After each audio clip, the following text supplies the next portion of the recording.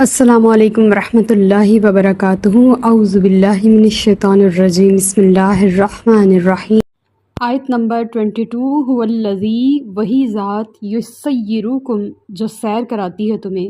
فی البر، خشک زمین میں، والبحر، اور سمندر میں، حتیٰ، یہاں تک کہ، اذا کنتم، جب تم، فی الفلک، سوار ہوتے ہو کشتیوں پہ،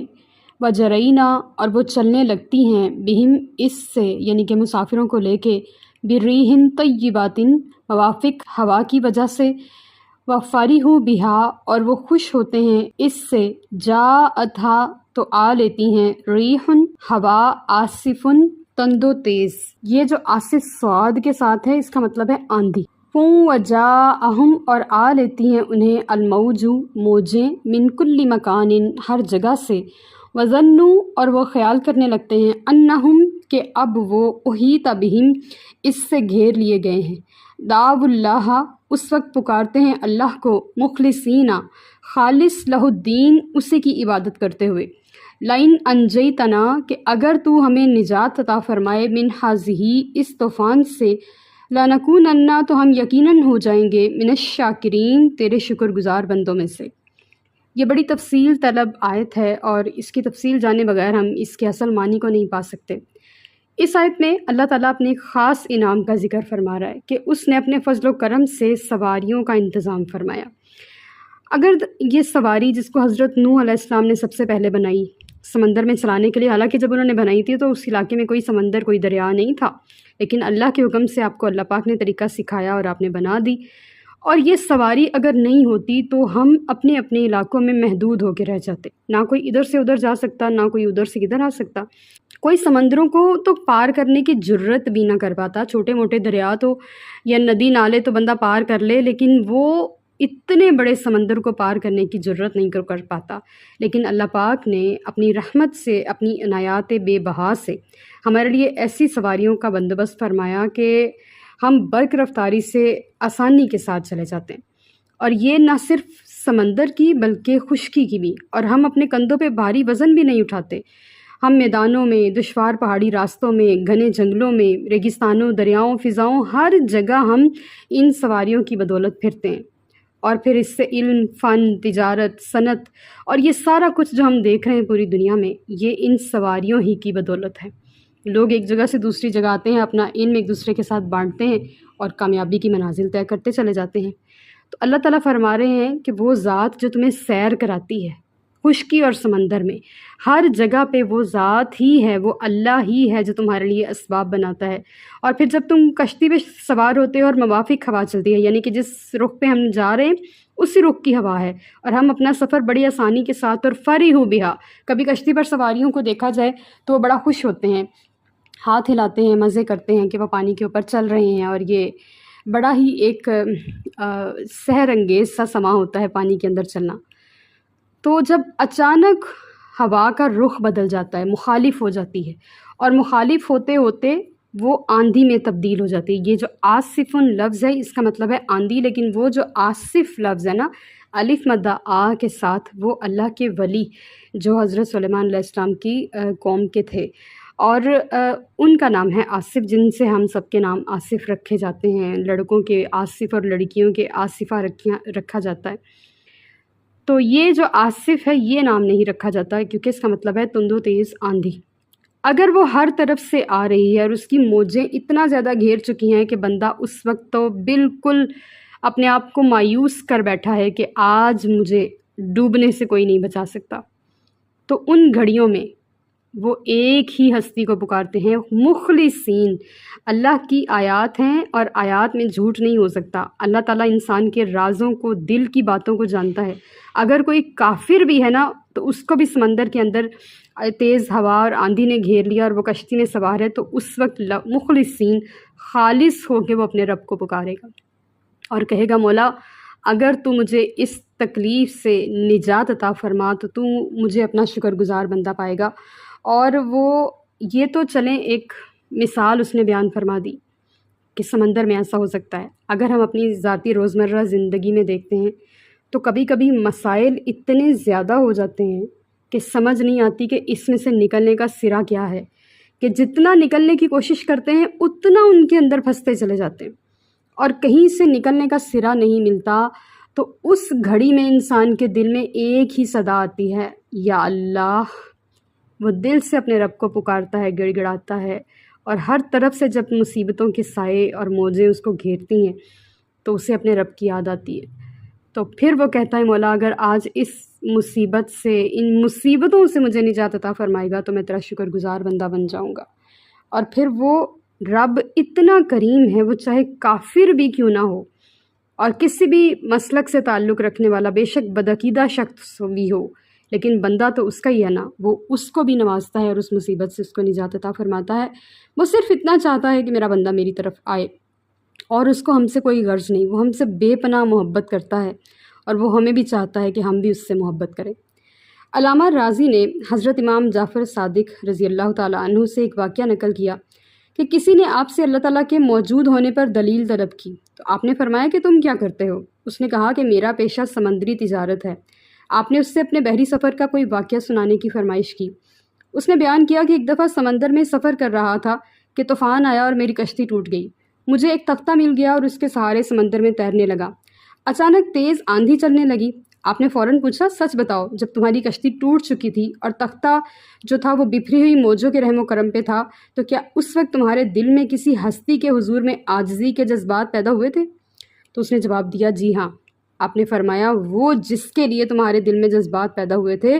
وہ تیرا معبود اللہ ہے جس کے لیے مصیبت کی گھڑی میں تمہارے دل میں یہ جذبات پیدا ہوئے۔ تو علامہ قرطبی نے بیان فرمایا کہ نفسیات انسانی کا تجزیہ ہے کہ ہر چیز انسانی فطرت میں رکھی گئی ہے اور وہ اس تکلیف کے سائے کے اندر اپنے دل میں اپنے رب حقیقی ہی کا صرف خیال پاتا ہے، کیونکہ وہ اس کی تخلیق کے اندر ہے اور اسے پتہ ہوتا ہے کہ صرف یہی ایک دامن رحمت ہے جہاں پہ بندے کو پناہ ملے گی اور جہاں پہ اس کی امید بن جاتی ہے، چاہے وہ کافر ہی کیوں نہ ہو، اس کے سارے جھوٹے سہارے ہی ختم کیوں نہ ہو گئے ہوں، لیکن اللہ کی ذات کا سہارا باقی رہتا ہے اور اللہ اپنے بندے کو عطا ضرور فرماتا ہے۔ لیکن بندہ سرکش ہے، جب اسے وہ چیز مل جاتی ہے تو وہ اس کو اپنا حق سمجھنے لگتا ہے اور کافر دوبارہ کفر کی طرف چلا جاتا ہے۔ اکثر جو مسلم ہیں یا جو دوسرے عقیدے کے لوگ ہیں وہ اپنے رب سے اسی طرح کے ہی تعلق میں دوبارہ بن جاتے ہیں جس میں وہ اس مصیبت کے آنے سے پہلے تھے، حالانکہ اگر یہ مصیبت کھڑی رہتی اور نہ جاتی تو ان کا عقیدہ پھر ٹھیک ہو سکتا تھا۔ لیکن اللہ تعالیٰ اپنے بندوں کا بہترین مددگار ہے، ان کی فریاد سننے والا ہے اور ان کو بہت نوازنے والا ہے۔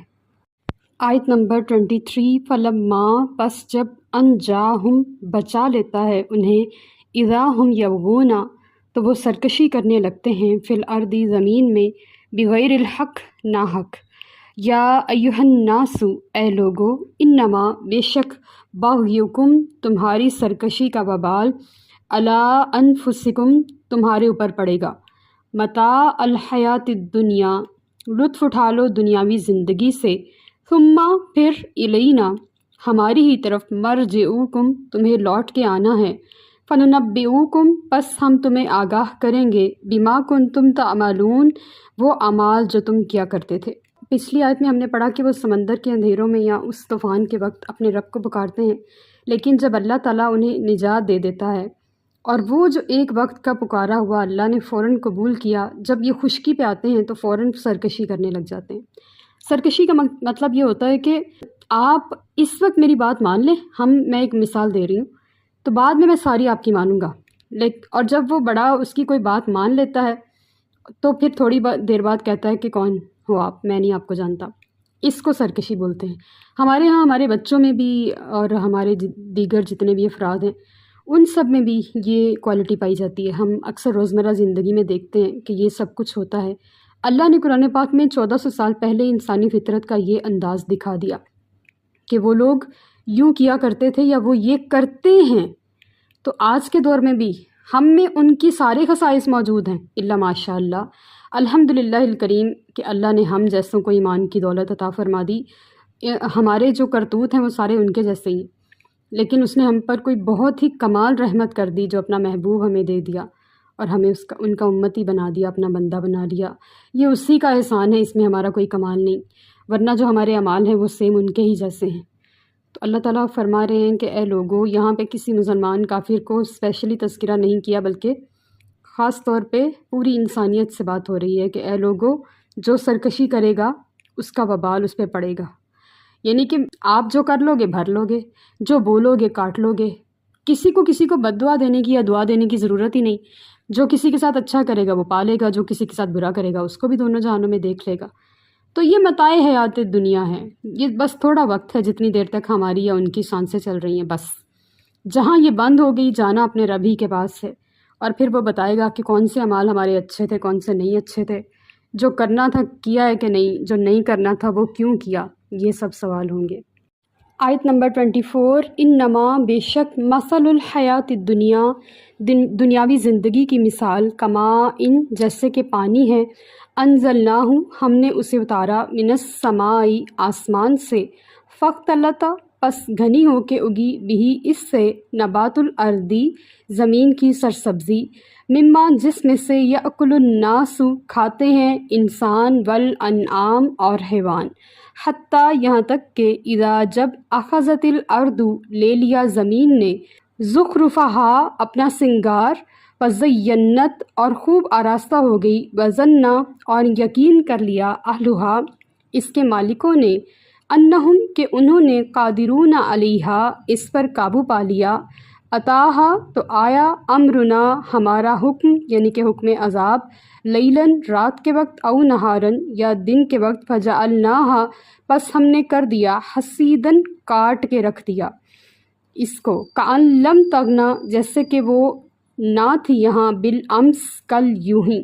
کذالک اسی طرح، نفصل الآیاتی ہم تفصیل سے بیان کرتے ہیں نشانیاں، لقوم یتفکرون اس قوم کے لیے جو غور و فکر کرتی ہے۔ اس آیت میں اللہ پاک انسانی زندگی کے عروج اور زوال کی داستان یعنی کہ بہار اور خزاں کا داستان ایک بڑے ہی پر اثر انداز میں اور دل نشین مثال کے ساتھ بیان فرما رہے کہ اللہ پاک نے دنیاوی زندگی کو ایک پانی سے پیدا کیا جو آسمان سے اتارا۔ ہم سب جانتے ہیں کہ طوفان نوح میں ساری جو ہماری لائف تھی وہ ایک طرح سے سیٹل ہو گئی تھی، اتنا پانی اللہ تعالیٰ نے آسمان سے اتارا تھا، اور زمین کو پھر حکم ہوا کہ سارا پانی جذب کر لے، اور پھر آسمان کو حکم ہوا کہ پانی روک دے، اور دوبارہ سے زندگی کا آغاز ہوا تھا۔ تو اللہ نے آسمان سے پانی اتارا، اب بادل کے ذریعے پانی خود ہی زمین کے ہی وسیلوں سے بنایا، اس نے سمندروں سے، دریاؤں سے بادل بنائے، پھر اس کو ایسی جگہ پہ برسایا جہاں ان کی ضرورت تھی، پھر اس سے گنی ہو کے نباتات اتری۔ اور آپ دیکھیں کہ آج ہم جس دور میں جی رہے ہیں، چلے ہم دنیا کی خوبصورتیوں کی بات کر لیتے ہیں، تو ہم سائنس کے بہترین ترقی یافتہ دور میں جی رہے ہیں۔ کیا بلند و بالا عمارتیں ہیں، کیا جہازوں کے سفر ہیں، کیا لگژری ٹرینز ہیں، لگژری بسز ہیں، لگژری شپس ہیں، اور کیا شاہانہ طرز کے گھر بن رہے ہیں، اور کتنی شاندار بلڈنگز ہیں، بینکس کی ہیں، ملٹی نیشنل کمپنیز ہیں، کیا کچھ نہیں ہے اس ٹائم دنیا میں۔ اگر ہم دیکھیں تو آج کا جو دور ہے وہ خوبصورتیوں کے لحاظ سے کمال ہے۔ تو اللہ تعالیٰ اس آیت میں بھی زمین کی خوبصورتی، اس کے سنگھار، اس کی ہر چیز کی بات کر رہا ہے۔ تو ہم چلیں اس آیت کو آج کے دور پہ لے کے آتے ہیں، تو ہم نے یہ سب کچھ کر کے دکھا دیا، لیکن اپنے رب کو بھول گئے۔ ہم نے یہ نہیں دیکھا کہ جس رب نے اس انسان کو بنایا اور اس نے اس کو دماغ عطا فرمایا، اور اس دماغ سے اس نے اتنا کچھ بنا لیا، اتنا علم حاصل کر لیا کہ ابھی بھی علم کی وہ تسکین نہیں ہوئی، ابھی بھی کافی کچھ کم ہے، ابھی بھی وہ اپنے کیے پہ مطمئن نہیں ہے، اسے سب تھوڑا ہی لگ رہا ہے، کیونکہ اللہ نے ہی انسان کے فہم کو، اس کے ذہن کو اتنی وسعت، اتنی فراست عطا فرمائی ہے کہ اس نے یہ سب کچھ ترتیب دے لیا۔ اور آپ دیکھیں گے کہ جب ایک گندم کی فصل اگتی ہے تو کوئی اور فصل لگ جاتی ہے، سردیوں کی اگتی ہے، گرمیوں کی اگتی ہے، بہار کی اگتی ہے، خزاں کی اگتی ہے۔ ایک ہی زمین ہے، ہمیں مختلف طریقے سے مختلف چیزیں دے رہی ہے، اور جب وہ تیار ہو جاتی ہے وہ کتنی پیاری لگتی ہے۔ تو اللہ تعالیٰ فرما رہے اگر اس پہ ہمارا امر آ جائے اور وہ ایسی ہو جائے جیسے کبھی تھی ہی نہیں۔ اس مثال کو اگر ہم دنیاوی زندگی کی مثال میں لے لیں تو اگر خدا نخواستہ اتنی خوبصورت دنیا سجی ہوئی ہے، زلزلہ آ جائے تو وہ ساری عمارتیں زمین بوس ہو جائیں، یا ایٹم بم چلا دیں آپس میں ہی مسلمان یا دوسرے کافر، تو ساری زمین کا ستیہ ناس ہو جائے، وہ ساری خوبصورتیاں مٹ جائیں۔ اللہ تعالیٰ فرما رہے ہیں میں قرآن پاک میں تفصیل سے آیات بیان کر رہا ہوں، دنیا کی رنگینیوں، بے ثباتیوں اور ان کے پیچھے نہ بھاگو، اصل چیز میں ہوں، میری ذات کا معرفت حاصل کرو، پہچان حاصل کرو، میری ذات کا سراغ لگاؤ، میں کہاں ہوں، مجھے تلاش کرو، اپنے اندر جھانک کے، اپنے نفس کے اندر گھس کے دیکھو کہ میں تمہاری زندگیوں میں کہاں ہوں، اصل میں سب کچھ میں ہوں، اور یہ سب کچھ میں نے ہی بنایا ہے، میں نے ہی دیا ہے، اور یہ سب کچھ میرے ہی عطا کردہ ذہن کی حتمی شکل ہے جو آپ کے پاس ہے، لہٰذا تم میرا فہم، میری معرفت حاصل کرو۔ کیا تم غور نہیں کرتے؟ اللہ کی آیات میں نشانیاں ہیں صرف غور و فکر کرنے والوں کے لیے، ہر ایک کے لیے نہیں۔ وما علینا الا البلاغ المبین۔ Like, subscribe and share.